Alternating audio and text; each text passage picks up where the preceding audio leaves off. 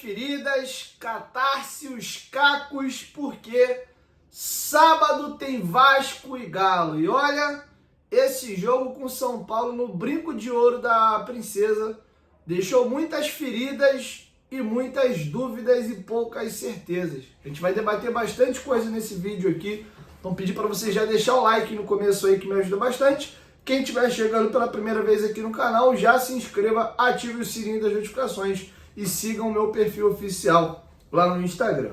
Bom, para começar o vídeo, vamos dar uma leve passeada na rodada. Ontem nós tivemos dois jogos, né? A patética atuação do Vasco ontem contra o São Paulo, perdendo por 3-0, e o Fortaleza e o Atlético ficaram no 1-1. Fortaleza teve dois jogadores expulsos, mas ainda assim o placar ficou 1-1, tá? Inclusive o Galo nesse momento tem 4 pontos aí a mais que o Vasco da Gama. Com isso, o Vasco momentaneamente fica na 10ª colocação, mas pode cair até a 12ª, tá? Caso o Grêmio vença a equipe do Internacional no Beira-Rio e a equipe do Criciúma vença a equipe do Botafogo no Maracanã. Difícil, né? Combinação aí meio difícil de acontecer, mas é possível. Quem pode empatar no nosso número de pontos, mas não nos ultrapassar pelo número de vitórias, é a equipe do Bragantino, que tem 34. O Bragantino pega o Vitória fora de casa. Para nossa sorte, até que essa rodada a tabela joga ao nosso favor, o que não quer dizer que não possam acontecer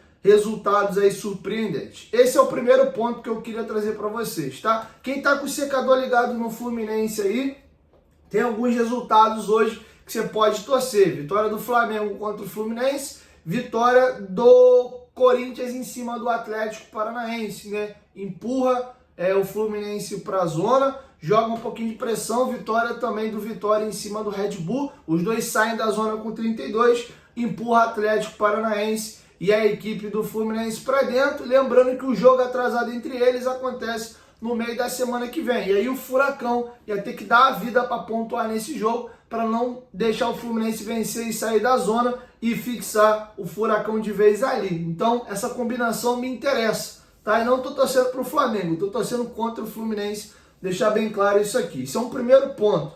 Algumas curtinhas que eu gostaria de trazer para vocês. O Vitor Luiz não foi relacionado para o jogo contra o São Paulo, porque ele sentiu um edema na coxa. E aí o Vasco deixou ele no Rio, aqui tratando. O jogador não viajou, não está descartado ele ser relacionado para o jogo contra o Galo.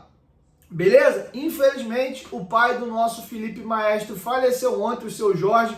O Vasco, inclusive, jogou com um lacinho preto na camisa em homenagem ao seu Jorge, inclusive muito amigo do presidente Pedrinho, né? Ele, viu o Pedrinho ele crescer junto com o filho dele desde molequinho. Os relatos que eu tenho do seu Jorge são os melhores possíveis, desde dos atletas do Vasco, como do período até de Flamengo. Eles tinham uma situação financeira um pouco melhor, inclusive na época os jogadores do Flamengo passavam um bom perrengue e iam comer na casa do Felipe. Já até vi, o Pedrinho teve no Futebolaço Podcast e contou que ele pegava carona muitas das vezes com o seu Jorge, né? O Felipe tinha uma condição financeira um pouco melhor que o Pedrinho, então que Deus o tenha no bom lugar, né? O nosso grande ídolo Felipe até fez umas postagens aí se despedindo do seu pai. Imagina a dor e o luto que ele está passando. Não sei até que ponto também essa notícia aí também não interferiu no ânimo dos jogadores ontem. Enfim, lembrando que o Felipe é o coordenador técnico do Vasco hoje e trabalha direto ali com o Rafael Paiva. Beleza? E galera, vamos começar agora a falar do time, do jogo de ontem, do jogo de sábado. Vamos mergulhar num terreno um pouco espinhoso aqui. Antes, queria só lembrar vocês que a Betfair é a nossa patrocinadora aqui no canal. E ó, assim que eu acabar o vídeo aqui, são 7h15. Quando for 9 horas mais ou menos, eu vou abrir uma live lá no Instagram, vou bater um papinho com vocês. E ali no final da live eu vou fazer o sorteio, tá? Deixa eu explicar. 165 pessoas palpitaram ontem para participar do par de ingressos do sorteio da Betfair. Ninguém acertou, tá? Inclusive, acho que 3 ou 4 pessoas seriam desclassificadas, mas também não acertaram, não fez diferença. Mas se tivesse acertado, não levariam, porque eu deixei claro que não podia editar comentário. Se arrependeu, excluía e fazia um novo comentário antes da bola rolar às 9h45. Mas também não interferiu, porque ninguém acertou. E aí o que eu vou fazer? Eu vou por aproximação, né? 3 pessoas colocaram ali 3-1 São Paulo. Então foram as pessoas que chegaram mais próximas de acertar o placar. Então eu vou fazer uma live no Instagram 9 horas, como eu mencionei. Vou abrir ali, vou bater um papo com vocês. E aí no final eu vou sortear um vencedor entre essas 3 pessoas, tá? Tô tentando achar aqui, meu Deus do céu. Eu anotei em algum lugar aqui. Enfim, é só ver lá quem escreveu. Ah, achei aqui. Foi a Larissa Alves, 4987, né? Que é o perfil dela aqui no YouTube. Aleph Oliveira e o Samuel Marques. Essas 3 pessoas palpitaram 3-1 São Paulo. Um dos 3 vai ser o contemplado aí. Espero que vocês sejam do Rio. Deixando claro, sorteei o nome do fulano. Eu vou entrar em contato com a Betfair, com a pessoa primeiro, né? A pessoa vai me passar os dados, aí a Betfair vai checar se realmente está inscrito na Betfair, se fez aposta nos últimos 15 dias, né? Mora próximo aqui, amanhã já é sexta-feira, o jogo é no sábado, tem que ser alguém aqui do Rio ou bem próximo que consiga vir para o Rio de Janeiro, aí de sexta para sábado. Aí a Betfair, provavelmente amanhã eles mandam o link do ingresso, e aí eu transfiro para o vencedor, tá bom? Então Samuel Marques, Aleph Oliveira e Larissa Alves, vocês aí foram um dos que comentaram 3-1 São Paulo, foi o mais próximo, né? Enfim, então um dos 3 aí deve ficar com um par de ingressos. Beleza? Só lembrando vocês aí também que a bola rola daqui a pouquinho aí para Flamengo e Fluminense. A Betfair tá pagando 4.0 se o Flamengo marcar um simples gol hoje no Maracanã. O link dessa promoção tá aqui na descrição do vídeo. Galera que é boa de palpite e gosta de apostar, cadastre-se lá na Betfair. Você tem vários benefícios, transferência através de Pix, você tá ajudando o Vasco da Gama. Além disso, você tem uma empresa séria, uma gigante mundial, direito a participar de 10 super preços, que são essas promoções que eu trago, 10 super cotações. Tem muita novidade e muito benefício para você, beleza? Lembrando que você tem que ser maior de 18 anos e apostar com responsabilidade. Betfair, parceira do canal Futebolaço. Galera, a situação do Vasco é preocupante. Desde a lesão do Adson, o Vasco só venceu o Vitória da Bahia. Depois do jogo do Vitória da Bahia, o Vasco vem de 7 jogos sem vencer. São até aqui 4 derrotas e 3 empates. A situação tá esquisita. O Felipe Coutinho também não tem dado muita sorte. São 10 jogos desde que o Coutinho voltou, 4 jogos antes da lesão e 2 jogos depois da lesão. São 5 empates e 5 derrotas. Ele não conseguiu nenhuma vitória, somou apenas 5 pontos até aqui, 2 gols marcados. Então tem muita coisa que jogam contra nesse momento. Até pegar os números do Coutinho aqui, ó. 10 jogos, nenhuma vitória, 5 empates, 5 derrotas, 2 gols, 438 minutos jogados. Vou até dividir isso aqui por 10, vai dar uma média de 43,8.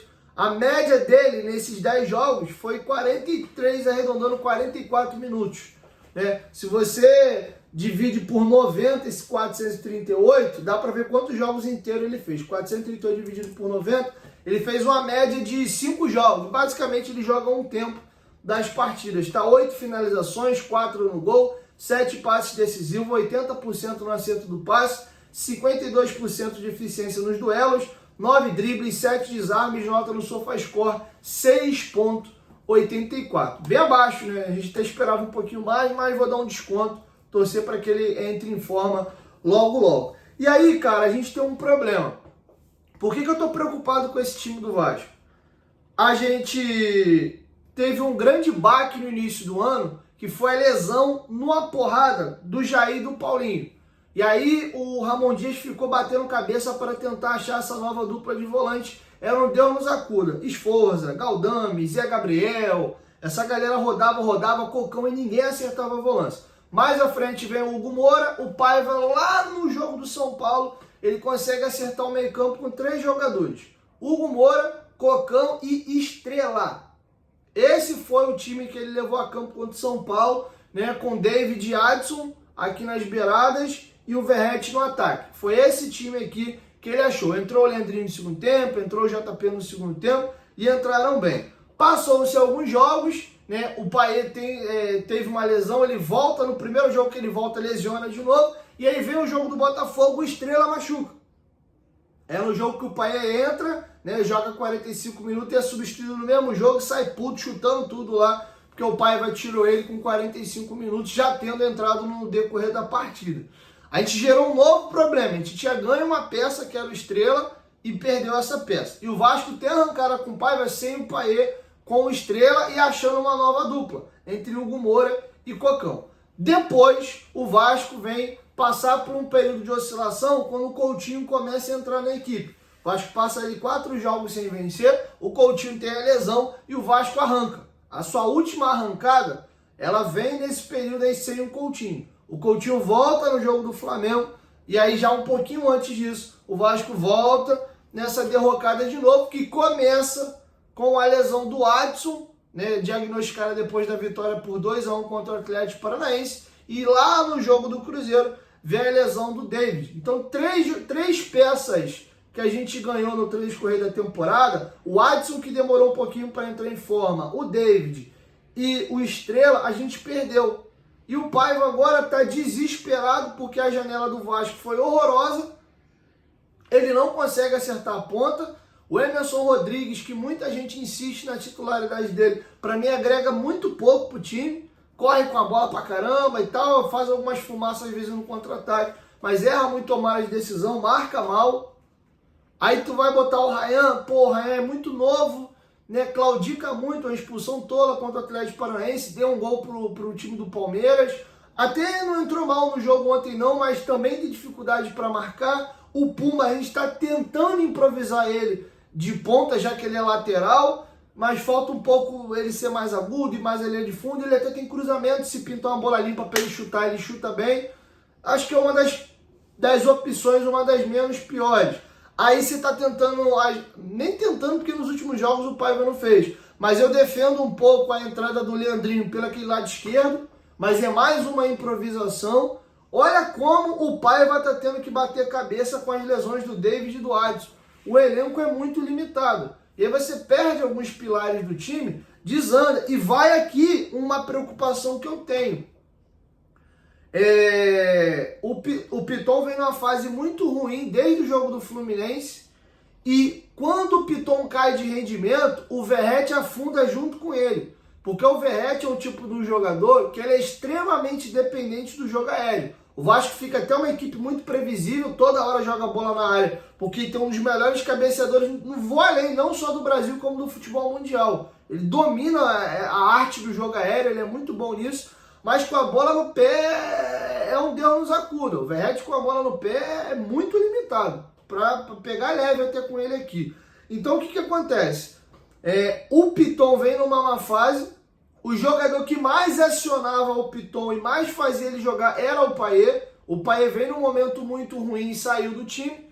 Com a entrada do Coutinho, a saída do Payet e a lesão do David, o que aconteceu com o Piton? Ele passou a ser menos protegido defensivamente. Não sei se isso gerou um receio nele. Ele parou de atacar tanto e ficou mais postado, indo menos ao ataque, porque a cobertura não é legal ali quando o Emerson Rodrigues joga ou outro jogador joga ali.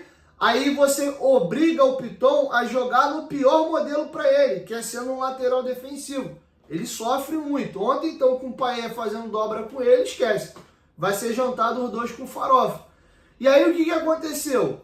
O Piton morreu. E com isso, o Verratti afundou junto. O Coutinho é um jogador que ele não vai ficar indo pro fundo e metendo bola na área. O Coutinho gosta de tabela, 1-2, jogar no centroavante pro cara escorar, pra ele chapar a bola no gol, ele meter essa bola pro atacante fazer a diagonal e sair cara a cara com o goleiro. Ele é jogador de refino, de bola no pé. Tem um jogo mais centralizado, né? O jogo com o Payet ficava muito tombado ali para aquele lado esquerdo. Mudou a mecânica e a característica do time do Vasco como um todo. Então, assim, eu tô preocupado. O Coutinho não consegue fazer essa tabela e essa parede com o Verratti, a bola bate na canela dele e volta.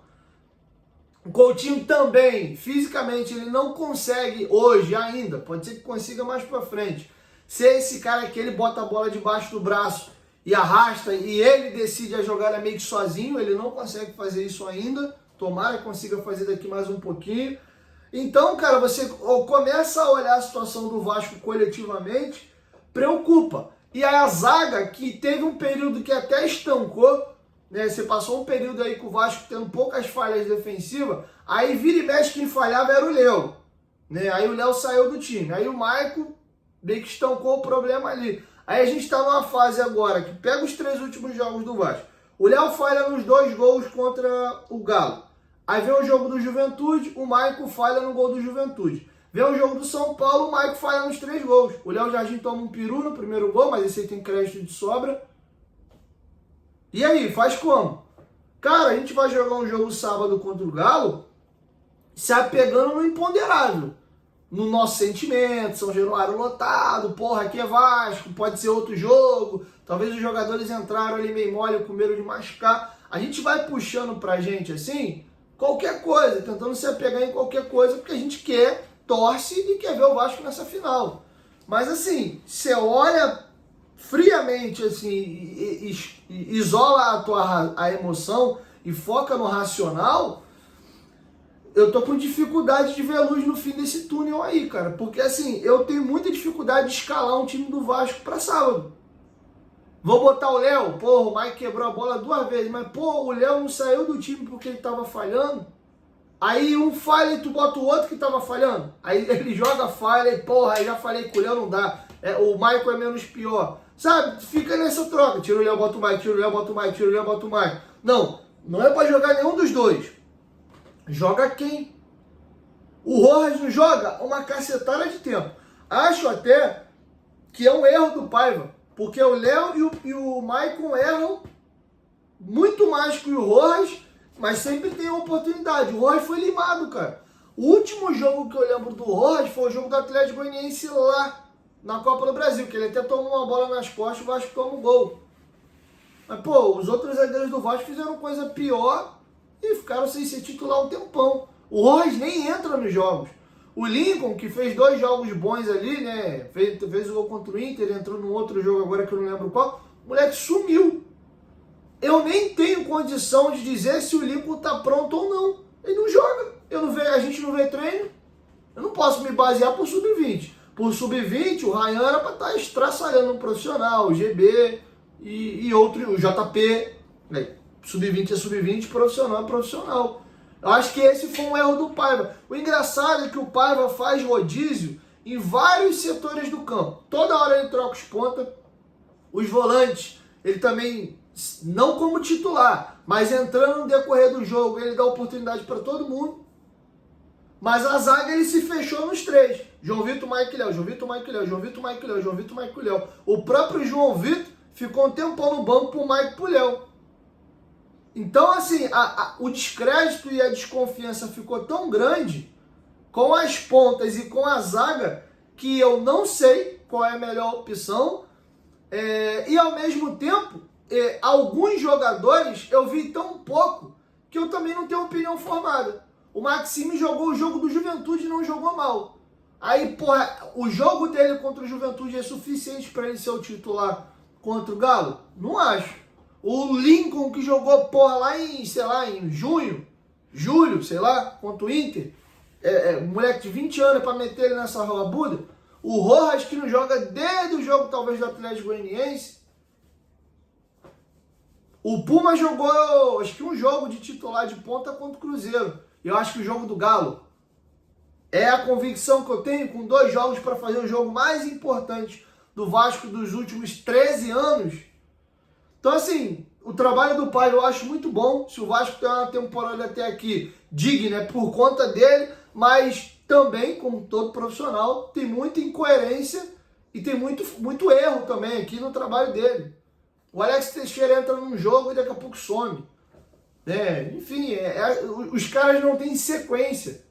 Some um tempão, aí do nada aparece num jogo. Ontem o Rossi foi relacionado e não entrou. O Galdames tem tido mais oportunidades, apesar de quase nunca jogar, do que o JP. Que também, quando estava jogando, estava agregando muita coisa, diga-se de passagem. Não sono danado. Então, cara, eu vou te falar. Para sábado, é se apegar muito em São Januário. Quem for ao estádio, eu estarei presente. É dia para cantar, é dia para gritar, é para sair de lá rouco. Pô, vai jogar o horroroso do fulano. Cara, é o que a gente tem pro dia. Ele tem que ser o melhor lateral, o melhor zagueiro, o melhor ponta do ano naquele dia. É o que a gente tem. São esses guerreiros aí que nos colocaram nessa condição. E são eles que podem ou não nos colocar na final. É o que tem, cara. Deixa para criticar depois do jogo, no dia seguinte. Mas é o que tem, cara. Não sei, eu vou estar amanhã também no treino aberto. Não sei qual vai ser o clima amanhã.